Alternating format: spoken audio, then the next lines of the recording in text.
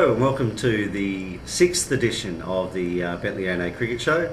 You've got myself, Adam Kane, and Adam Mickelson. Morning, Adam. How are you today? Good, very good. That's good. We've got matching ties today, I believe. Well, the same kind of design. Yeah, very similar, very similar. So I don't know what that says about us, but I don't know. There was a thing in the Herald Sun last week about tie colours, and red is the most positive colour to wear when you're out and about. power colour. Yeah, purple means that you're a bit shifty and untrustworthy. So maybe I should look into the type of colour tie I wear. You got it right. Hey, anyway, moving on. We'll talk about, what's happened in round 4. We've completed round 4 for the season, and it was a good result for Bentley A&A. We had a clean sweep in the senior grades. Very good. I think 6 wins. 7. 7. There you go. 7 wins. So that was a great result for the club. Most importantly, our Long Year Shield result against West Bentley. West Bentley they were on the ropes early at 7 for 100 odd, and they had a little bit of a fight back, and then they were all out for 217, and we passed them 4 wickets down, which is a great result at it. It was. It's a funny old pitch at West Bentley. It's very similar to wash-ups, how it just balloons off a good length. But you're right. We had them. I think they were still none for 50. About 1 or 2 for 60, 70. So we fought back to get them 7 for 100. I think Bryce Jans got 3 quick wickets, and just showed how good of a player he's going to be in the future. That's his first proper stint from a bowling point of view. Only had about 7 or 8 overs last time against Elwood. Yeah, so he bowled 21 overs. Yeah, he bowled first change and he bowled really well. And so to have him 700, Danny Frew batted really well. I think he batted through most of the innings and made it 80 odds. So once we got him out, we cleaned the tail up a little. Very quick, so 216, and the next week I think we're 2 for 2. Actually wasn't there, so 2 for 2 or 2 for 3. So to get the runs 4 down was a fantastic result, and it was very positive. This was very good to see Joel Gerbert make 60 odd out of the first 80 runs. It just shows what a player he's going to be for the future.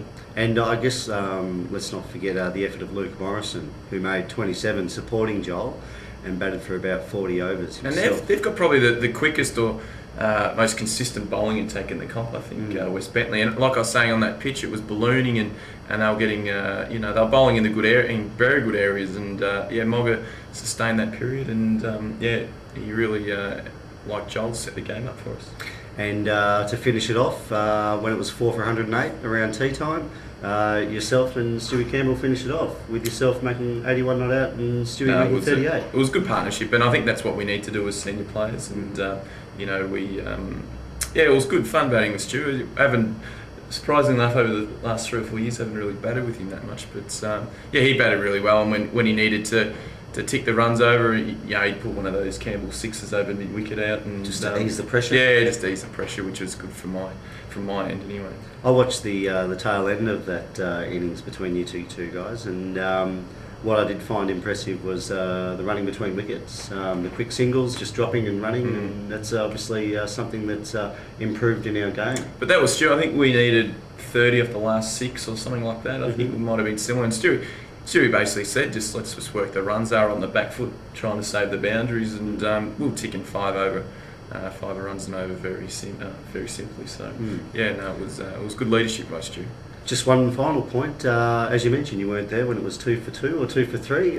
Can you explain behind that? It's very simple, and we don't want to waste everyone's time by listening to this. But obviously, I wear glasses and I have contacts on a game, and I thought I had them in the car, but obviously not. So I had to jump in the car and leave the ground. I got back by about 2 o'clock, and the rest is history. Well, it's a good thing it wasn't 3 for. Yes. Okay, Woolno Shield. The second 11 are 3 and 1 after 4 rounds, which is great considering we've been blooding a lot of kids in the side this season, and we've got a new captain being David Marsh, and being 3 and 1. Full credit to David Marsh and his captaincy and his leadership this season. He's done a fantastic job. And the last 2 games we've played, round 3 we won by 2 runs. And round 4 was another nail biter when we passed Hyatt West by 9 wickets down, so we won by 1 wicket, and that was led by again David Marsh, who top scored with 58, And at the end there, after being 8 for 126, at the end there was the old heads of Sammy Wolf, who made 34, and Jason Sherlock, who made 28 not out, including hitting the winning runs. Just one other thing I'd like to mention too was some efforts in the middle order there with Jack Morrison, who batted for quite a few overs with Marshy, made 14 but was involved in a 60-run partnership with Marshy, and Brodie Lawford, who also made 18, and yeah, I mean, in a score of 157, scores like that are quite valuable. I think the positive thing out of this is, like you said, there's the young kids and there's obviously a mix of the senior players, but Woolnow Shield, they're still playing the senior clubs. First 11 grades. Played the first 11 last 2 games. High West. But the positive thing is the kids are learning how to win in tight situations, and you know, that's worth its weight in gold when they come through to Long Mill Shield. So that's probably the positive thing coming out of this. Oh, it's definitely the positive. In D grade, our third 11 rolled The Dream Team? Yeah, the Dream Team, and they proved as to why they are called the Dream Team. We're chasing a moderate score of only about 150 or thereabouts, and they passed them only 2 wickets down, with Andrew Staines once again getting in amongst the runs with 113 not out. Yeah, the monster, the King George monster. King George monster. He also took 4 for 47 with the ball, so if you had him as your captain of your dream team, you've done very well. Did you? Yeah, that's why I'm on top of the dream team later. You dumped me? Yeah, no, I dumped you as captain. you would have racked up as many points, bad luck. And on top of that as well, Tommy Fitzpatrick got in the runs. He made 36. James Coyne batting controversially at number 7 with Adam Stone and Cedric Jantz below him, making 22 not out. And also with the ball, Glenn Wilson, who was going really well 2 years ago when he was performing really well in the seconds, and then had an unfortunate ankle injury, which hampered most of last season. But Glenn Wilson's back on track, and he bowled really well, scared a few batsmen, and took 3 for 17. And also Darcy McCaffrey again is chiming in, getting wickets. He took 2 for 30 odd as well. Must be the informed spinner of the club, Darcy. Well, I'm definitely far from that, and Andy Lee has had better starts to the season, so you could definitely put it that way. So he's done. That's good. He's only a kid too. Only 16 years old, so it's a good thing. In the fourths, they're 4 zip. They're 4 zip. Hamish is leading well. I think the opposition batted all day to make about 140. And that was 8 wickets down or something like that, so a pretty boring day of cricket, and we passed them only about 2 or 3 wickets down. Good to see Luke Forrest come back too. So yeah.